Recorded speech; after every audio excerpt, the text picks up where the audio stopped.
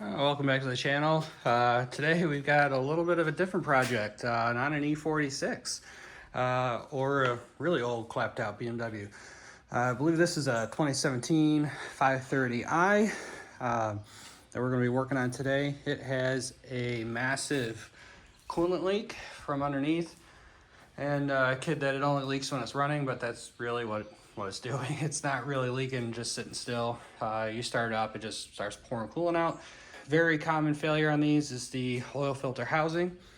So we're gonna replace that along with a couple other things. So I've got it set up over here. The OEM housing is plastic, and we're gonna go with an aftermarket full aluminum. Typically these break along in here somewhere, then just absolutely gushes the coolant out. So we are gonna replace with a full aluminum. It'll be good to go probably for the life of the car. Someone might have to replace the gasket at some point, but at least we know the housing won't break. We've also got the turbo coolant line, some intake gaskets because we do have to pull the intake to do that. Coolant hose that was recommended to replace as well. And then we're going to do our water pump that is also a common leak point. But I'm pretty certain right now from the other shop that looked at this that it's actually the housing that's bad. So, but we're going to replace the rest of this as preventative maintenance, fill back up with some new coolant, and of course we got some brake clean because I'm sure we're going to get into some stuff. Downside to this big old beast, her wheelbase is a little bit too long for my quick jacks, so I'm just using ramps from now. Almost everything's up top, so really shouldn't be a big deal. There is one bolt on the lower oil filter housing that we'll have to get from below. We got to unbolt the transmission cooler, move that out of the way, then we can get to that bolt. But everything else is done topside, so I think we should be fine just on the ramps. So let me get the hood popped here, get you set up, and we'll start some disassembly. All right, now we're under hood of the 530i. I did check this is a 2018 model. She is working with the B48 four-cylinder turbo. Pretty common engine. You find this in anything that's got the 30i designation from 3 Series, 4 Series, 5 Series. Pretty much what we have to do here, we need to take this intake tubing off. We'll probably move this air box as well out of the way. We'll take these strut bars off just to give us a little bit more room. I don't believe we need to take this back panel off to get the intake housing off. That needs to come out in order to get access to this oil filter housing, so we need to take this upper intake off, get it out of the way. I did remove the cover for this electrical box here. I don't know that we'll have to disconnect it or move it out of the way. I think we can just unbolt it from the intake and just kind of move things out of the way. There's a lot of snakes on top of this, so we might end up moving it. If we do, 100% disconnect your batteries. We don't want any power going through this when we're playing with wiring. So so the first step is going to be we're going to take this intake stuff off, get these support brackets out, which also means moving these closeout panels, which shouldn't be a big deal. They're just some push pins. That'll give us a little bit more access. The water pump is located down in here, so having all this stuff out of the way, we'll just kind of work out. And I don't know, you'll be able to see the coolant line, but it starts over here, goes down to the turbo down here. So again, having all this stuff out of the way is just going to give us a lot more room. So I'm actually going to go underneath, take out the closeout panels that are down there, get those out of the way. We'll drain our coolant and then start moving this stuff out of the way. All right, so we got the 2 splash shields out. It wasn't too big a deal. There's just 11 million screws that hold those 2 panels in. I really come on, that's way too many. You don't need that much. These aren't going anywhere. Why so many fasteners for these 2 little panels? Anywho, I did pop off this side cover, although I think we might be okay leaving this here. I mean, it's a quick pop off if I need to, but let's start getting this intake off. All right, so I did actually decide to take that off. I'm kind of glad I did, because the bolt that was here, holding it in was loose. So someone's been in here before. There's 2 fasteners missing on one of the splash shields underneath as well. I see a push pin and a wiper cowl. So someone's been in here playing before, which is not surprising. I mean, it's a 2018, so 6 years old. I'm sure it's had some work. Surprisingly extremely clean. Otherwise, underneath is real good shape. I didn't really see any oil leaks. One thing that makes me a little nervous is all the splashing in here. I don't know if that's just from the owner filling it and spilling it, or if he's actually overheated this.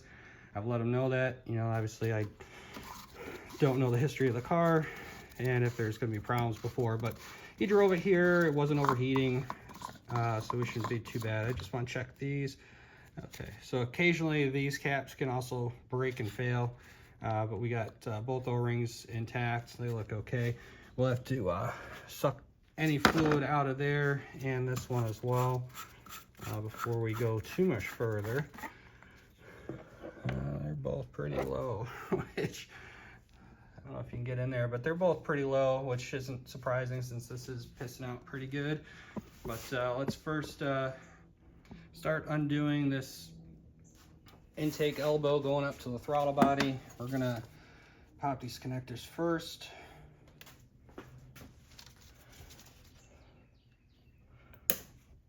You do want to be gentle. This is old plastic. You know, you think 2018 is not old, but in BMW land for plastics, that's old.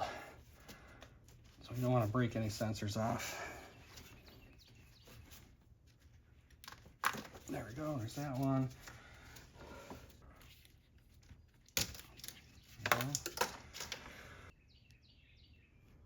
And we're just got a T30 that we're gonna undo this pipe. There's 2 up top and 1 below.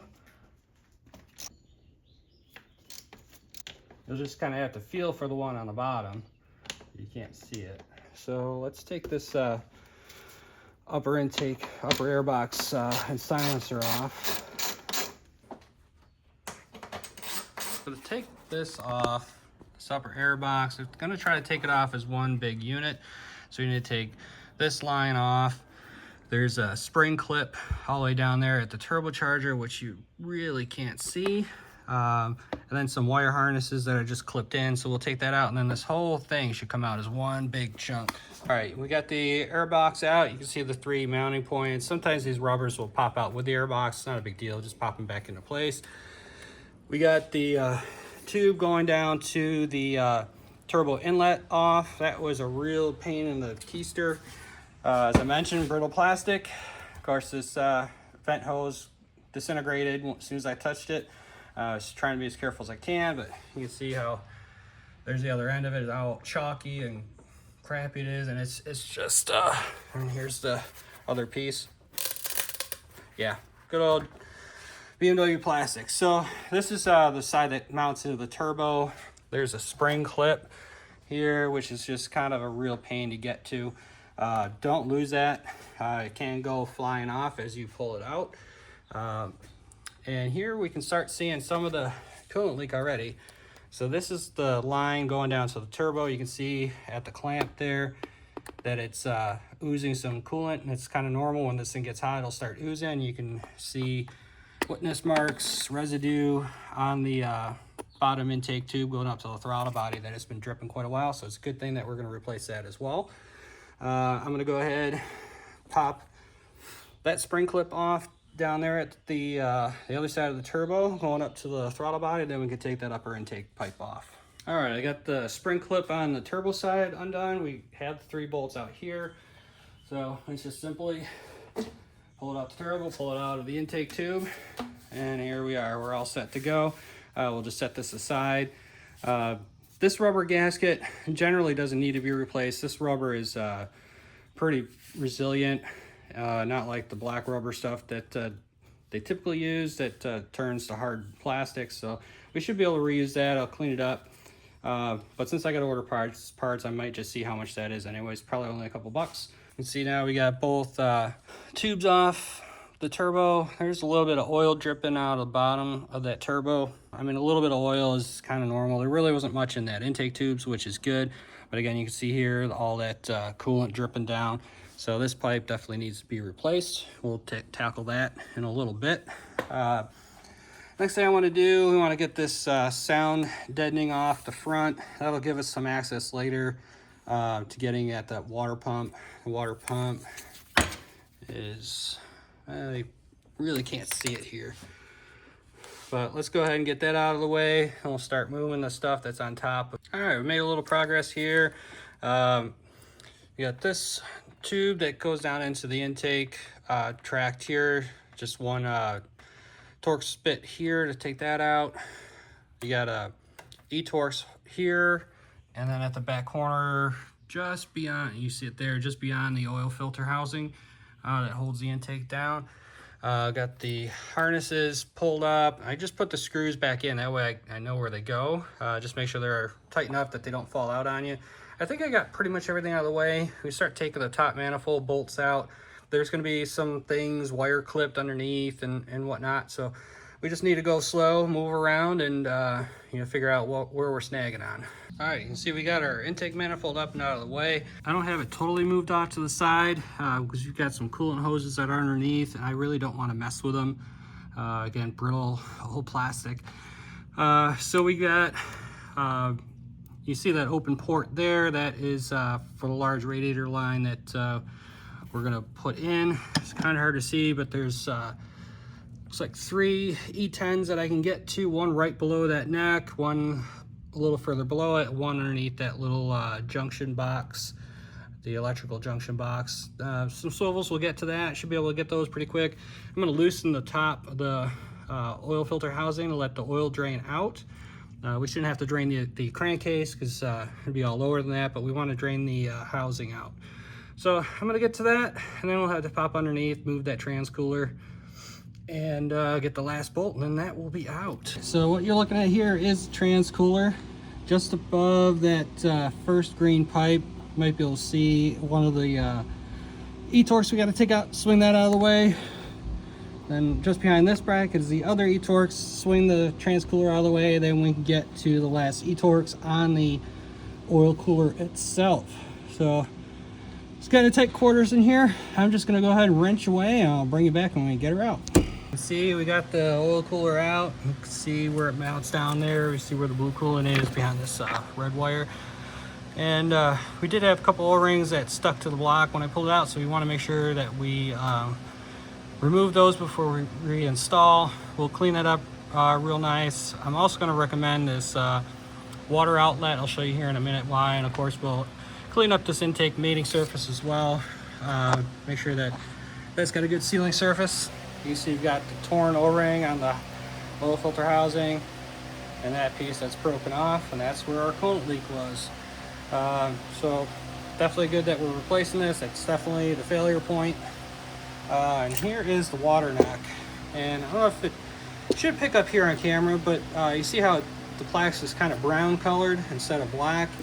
That's pretty typical of this plastic as it ages and is in need of replacement. So I'm going to double check with the customer, with the owner, make sure that he wants me to go ahead and order this. It shouldn't be more than a couple bucks, and I'll get that replaced. Just want to make sure we don't have further coolant leaks as well. So I'm going to go ahead and get the other housing prepped and slapped back in. All right, and here is the new oil filter housing. So this is all aluminum, will not fail in the future. Just compare the two, making sure that they are the same, and looks like it does come with all new hardware. You got 3 all the same length and 1 short. The short one goes on the bottom. And if you're ever not sure, easiest way is just to look at the housing itself. So you see this area up here is pretty thick where that bolt goes through. If you put the short one in there, it doesn't even come out. So it's always the shorter one is always the thinner housing area. That's the easy way to remember it. So I'm gonna go ahead and get this fished back in there. Now if you were replacing this with an OE part, another plastic one, you have to transfer this cooler as well. but this one comes with it, which is nice. Also comes with an aluminum nipple here for the coolant hose going down to the transcooler. So definitely a really nice upgrade. You know, a couple failure points that the owner won't ever have to worry about again. So we got the oil filter housing back in place, all torqued down, get the transcooler bolted back up. That was actually 3 e-torques, not 2. There was one up higher that I couldn't initially see, but we got all 3 of those back in. The 4 mounting bolts for the oil cooler housing. Cleaned up the intake a little bit, just put some paper towel in there to keep junk from falling in there while I cleaned it. Had we had a water neck outlet, we could put that on, put that new hose in, put our intake on, and we'd be moving on to other things. So instead, we kind of shuffle the intake sort of back in place. It's out of the way from the front accessories, and then we can start on that water pump and that turbo coolant line. So we got intake moved up and out of the way. I just disconnected this hose and that hose real quick, just to give us a little extra access to this water pump pulley. We just got 3 10s that are on there, but we got to take this belt off first. It's just the Torx. We'll turn that to the left, tighten, and that'll take the pressure off the belt. We can take that off, then we can undo those 3 belts, take those off, and just a couple of bolts to pop that water pump off. So let me get you set up here and we'll get going. All right, so I'm actually gonna break the pulley loose first. This it kind of helps if there's a little tension on it. That one is a little cockeyed. I'm gonna have to, we got that one cracked, that one cracked. Let me just grab a box for a minute. There we go. Now that they're loose, I can go ahead, take that tensioner off. There we go, and that is a T40. So just put pressure on it. Now we can pop that belt off. All right, let me just tuck that down out of the way. I can take this pulley off. These pulleys aren't plastic, so it is a good idea to replace them while you're doing the water pump. This kit actually came with the new pulley, so we're gonna use that. And I don't see any cracks in it, so I think we're good. It is a Solari brand.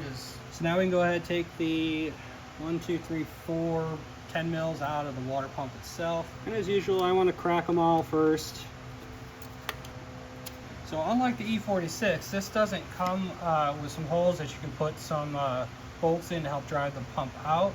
But this should be easy, just to kind of get a little pry bar on there. And here we go. We do have a drip pan underneath. And there she is. And there is a vacuum hose on the bottom, so we need to take that off with care. And then obviously make sure that we reinstall it. So here's the old pump. Cranks feel pretty good. There's no signs of leaks. We're gonna go over and assemble up the new one. The other thing you wanna take note, there's supposed to be an O-ring on the end here, and it stayed in the block. So we need to fish that out with a pick. We don't want 2 seals in there. We'll have leaks, or not be able to seat it properly. And there we are. We don't want to leave that in there. So that goes right on the end of this part of the water pump. So make sure if you're doing this, you look for that. So we've got the old pump and the new pump that did come with hardware, which is great, and the new pulley. So we just need to assemble this. To help slide this in, I'm just going to use a little bit of silicone spray. This should work fine. If you got some Sil Glide, even just coolant would work fine. Just want to make sure that this O-ring doesn't get folded over on itself as we install it. And it can only go one way. So we got our water pump assembled. I can tell you this piece was a pain in the butt to get in there. Tried a couple different lubes and just ended up being wiggle, wiggle, wiggle to get it in. Then we got to put the 2 Phillips screws in. You do not want to use that to draw it in, because they're just very, very fine, small threaded screws. We're going to put our actuator arm on. It attaches with 1 10 mil bolt that you transfer from the old water pump. So we are ready to go stab that back in, grab our new hardware, and get moving. All right, I'm going to get the water pump down there. Don't forget to hook up the vacuum line on the bottom there.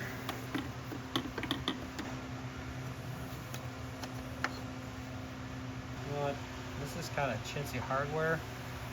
I'm just going to reuse the old factory stuff. There's nothing wrong with the factory stuff, so I'm going to use that instead of that small hardware.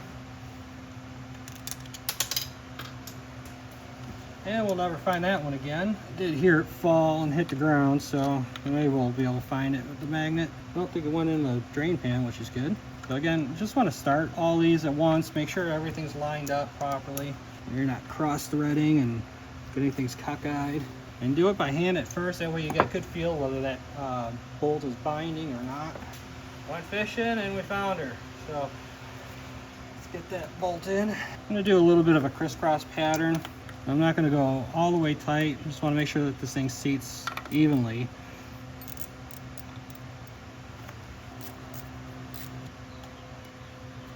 All right, so we got that tightened.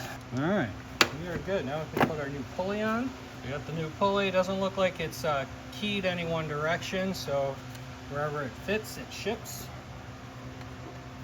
And again, we want to start all these by hand, make sure that we're lined up. There's not a lot of torque in these. You just hold the pulley by hand. Go ahead and go and throw on our belts, and this part of the project is done. All right, we got our belt back on.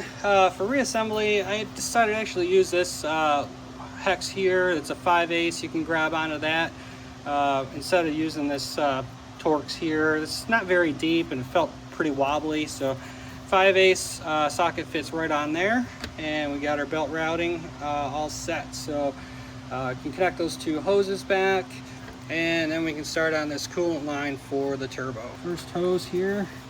If you leave that down, it gives you a nice satisfying click when you're in place. This one, the clip flew across the garage. I'm gonna have to find that in a few minutes, but I'm pretty sure I know where it is. I just gotta move some stuff. So it's back on. I'm actually gonna pull it off so I remember. Plus it gave me a little bit more room to work here. All right, so now we can get this hose off. We just gotta pop that clip off. Maybe reach in on this side of it. Yep, there we go. Out. We can wiggle it off, hopefully. Yeah, I think it needed to be replaced. What do you think? Get some persuasion here. I don't want to break this valve here. Well, let me work on that real quick. So we got our new coolant line installed. This was kind of a pain in the butt. It's just two fasteners, one right there where the hose clamp is, going around the pipe, and then on where it meets at the turbo. So there's just this where it mounts to the turbo, then here on the side of the block. This is actually sandwiched between the turbo and the feed line. They use the same mounting points. So you have to pull that feed line back a bit, and there's just not a lot of room to get in there, and doesn't really want to move. But we got her out and reconnected up here. Got this hose connected, got a clamp in there, so that's all set to go. We can start putting this airbox stuff back together. We're gonna leave some of it out because we got that one line that broke for the vent. So we'll have to get that on order, but we can get some of that stuff back together. All right, well, we got most of her back together. Got all the closeout panels back, although we still do have the batteries disconnected, so that's just a quick pop off. We've got our reinforcement bar set. This trim panel underneath my fender covers is in place. Air boxes all set to go. I probably have to take something out because I got to put that silencer mat back in place, but I need a couple fasteners. Then we'll replace this large radiator hose when we get back to doing that coolant nipple. But other than that, it wasn't a bad day's worth of work. I will say that I am a little nervous. That is all the coolant that came out outside of me draining the reservoirs. So this thing was really low. I really hope he didn't cook something. He drove it here. I don't know, we'll see. It seemed to run fine, but hopefully we didn't cook anything with him driving it that low. So we just need to get that water outlet. Then we can put the new seals on the intake. I'll get a new throttle body gasket as well. That CCV hose. And then we're pretty much raring to go to stab this thing back together. So I'll bring you back when we get some parts. All right, well, as you can see, we got everything back together. The water outlet neck came in, put that on, brand new throttle body gasket, replaced that vent line that crumbled to pieces. Got our intake back down, got all the dress panels back on. Did a little mini under hood detail as well. Really, it's just a wipe down with some all-purpose cleaner. I didn't even put any dressing on it. The plastics just look really good as is. And this way it won't be sticky at all. Also cleaned underneath the hood a bit. Just again, a nice little wipe down. I had protection all the way around the engine bay, but it's just good to, you know, clean up after yourself. Make sure it looks at least as good as it came in, if not better than when when someone brought the car over to you to work on. So last thing we got to do, you see we've got the coolant caps off. We filled them, and now we have to do the bleed procedure, and I'll show you how to do that here in a sec. First step is make sure you got the right key. I grabbed my 330 CI key, which looks very similar to this 5 Series key.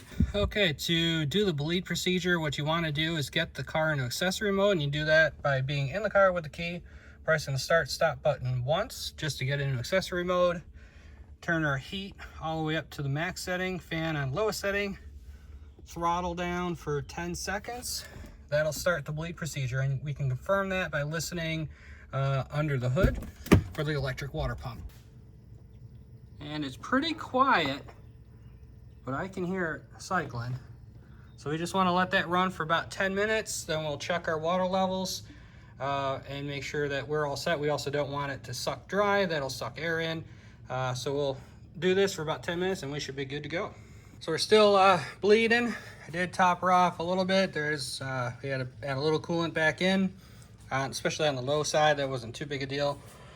But just want to go around, check where we work, make sure there's no leaks. So this is the turbo coolant line that we did. Kind of hard to see, but up here is where it connects. That looks nice and dry. This big hose is the one that we just replaced. Those connections look dry. Can't see under the intake down there, but I looked underneath the car. It's nice and dry. I don't know if you can hear some of that gurgling noise. That's it cycling, pushing the air out. So a few more minutes, we should be good to go, and then we'll take this on a test drive, make sure everything is good. All right, well, we're out. Got it out of the garage, okay. I had to move some cars around, but we're out, and we got some temp in her. Just right at normal, which is good. Only done about a mile so far, and we do have heat. Just quickly switched it back to AC because it is a little thick out today. But I thought, you know, let's take her around the block a little bit.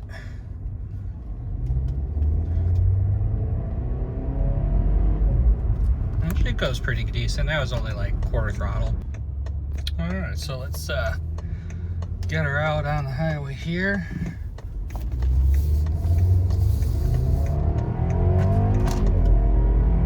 Well, that turbo pulls pretty nice. Holy cow. I mean, it's not super fast or anything, but it puts you in the seat. I'm kind of surprised.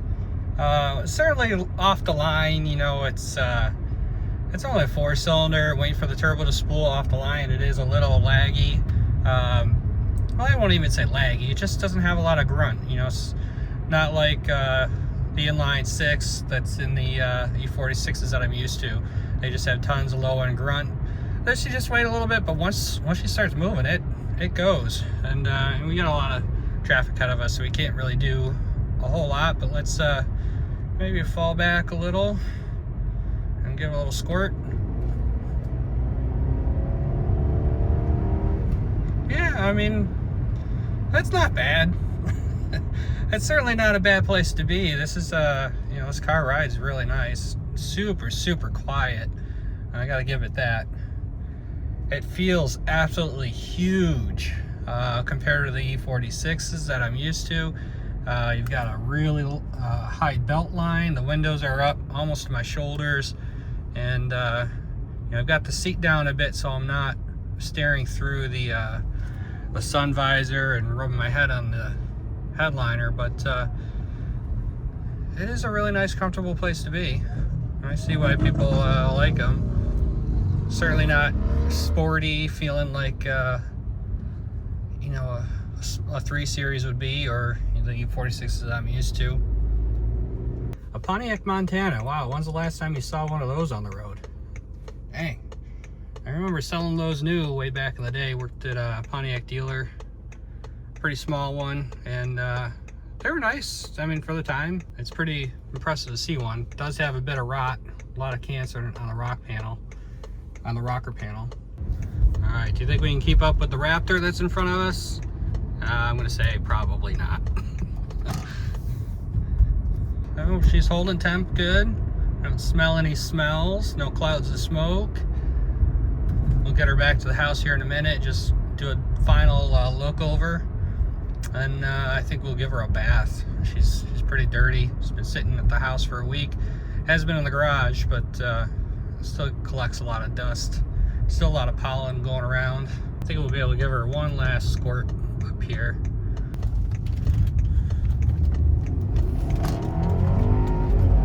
Ooh! Assen got a little happy on that left there. But yeah, she goes pretty good. It puts you in the seat. It's fun enough. Well, I think we're pretty good. I'm gonna get this thing back to the house. We'll check her real quick for leaks and give her a bath and give the owner a call and have them come pick up the car. Well, we're all set. Got back, there's no leaks. I haven't washed it yet. We actually got some nasty looking clouds coming, and I gotta pick my son up from school, so we probably aren't gonna get to it. Yeah, project came out all right. No more leaks, just holding temp. Runs and dries really nice. I actually kind of like this car. I don't know that I would be in the market for one, but it was definitely a nice ride. If I needed a little bigger, more comfortable, luxurious car, this would be on my list. Pretty simple to work on. This is actually the first one I've ever worked on, so what do you guys think? Did I do all right figuring it out? I think so. It was pretty straightforward. Definitely a little disappointed that BMW is still using that cheap ass plastic for the cooling system. That oil filter housing should not have done that at 114,000 miles, and I've seen people with 50, 60,000 miles reporting that the plastic is broken and leaking. And on top of that, there's other coolant lines that the plastics have all started turning brown, brittle. We replaced on some of those. It's kind of a shame to see that they're still using that crappy plastic, but it is what it is. We all know these things need a little bit extra love, but I'm gonna call this one quits. I appreciate you guys all watching. Hope you liked a little different content from the E46s and E30s I've been doing for a while. Definitely a fun little project. So again, thanks for all watching. Make sure you hit that like and subscribe button. Share it with your friends, and we'll see you in the next one.